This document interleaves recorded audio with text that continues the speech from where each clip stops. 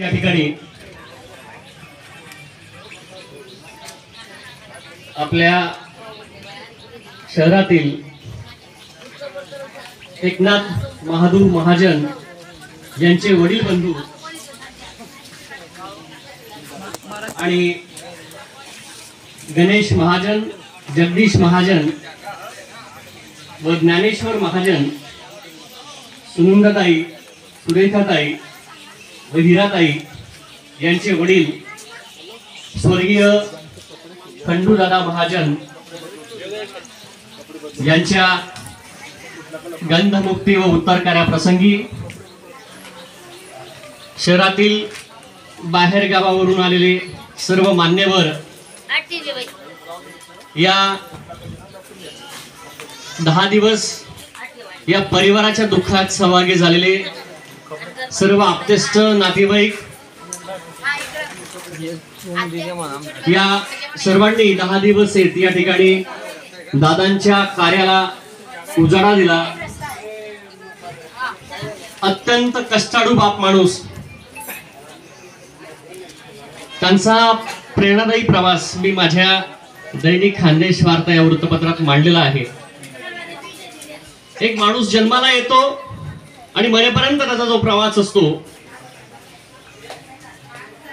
तो प्रवास तुम्ही आम्ही परिवारातील माणसं बाप म्हणून, आई म्हणून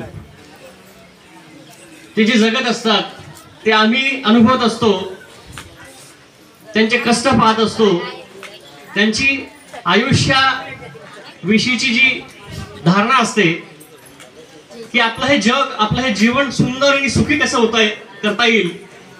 आणि आपली जी मुलं आहेत, आज खंडूदादांना 6 मुलं होती, 3 मुलं 3 मुली। त्या काळामध्ये, ज्या काळात प्रत्येक घरी प्रचंड दारिद्र्य असायचं, गरिबी असायची, म्हणजे आपलं ग्रामीण भागातला शब्द आहे नादारीचा संसार।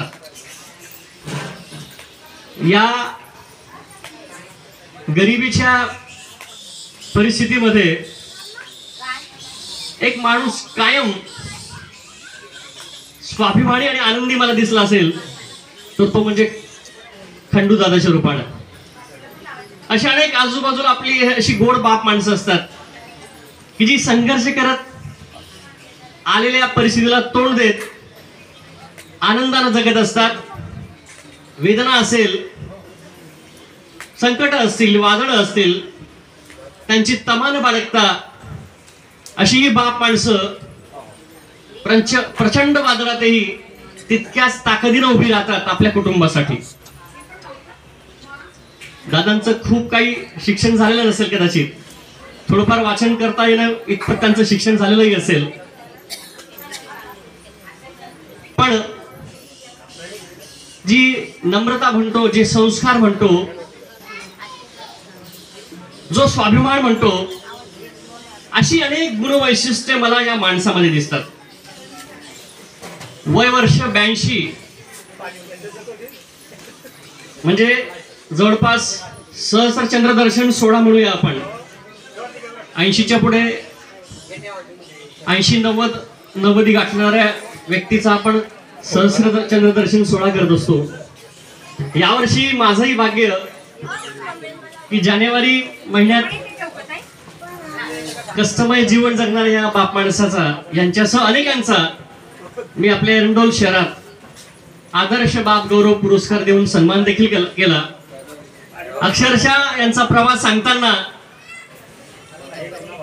आपल्या भागाचे प्रांताधिकारी मनीष कुमार गायकवाड आणि एकंदरीत हा जो कार्यक्रम पाहिल्यानंतर अशा बाप माणसांचा सन्मान करताना, त्यांचं कर्तृत्व मांडताना साहेबांना देखील स्पीचलेस झाले, अगदी रडू आलं, त्यांना भावना दाटून आल्या की माझ्या आयुष्यात अशी कष्टकरी माणसं, त्यांचा प्रवास, आणि तो प्रवास जाणून घेताना आज मला माझ्या बापाची पण आठवण येते आहे। आणि खरोखरच अशा कष्टकरी बाप माणसांचा आपण सन्मान करताय, याबद्दल त्यांनी त्या कार्यक्रमात आमच्या ऊर्जा संस्थेचं कौतुक देखील केलं। 10 बाय 10ची खोली माळीवाड्यामध्ये छोटस घर अतिक्रमण भागामध्ये. त्यापूर्वी अनेक ठिकाणी ते राहायचे. छोटस घर, 6 मुलं, पत्नी आणि ते असा हा कुटुंब कबिला सांभाळण्याची, कुटुंबाला भरण पोषण करण्याची मोठी जबाबदारी बापावरती असते प्रत्येक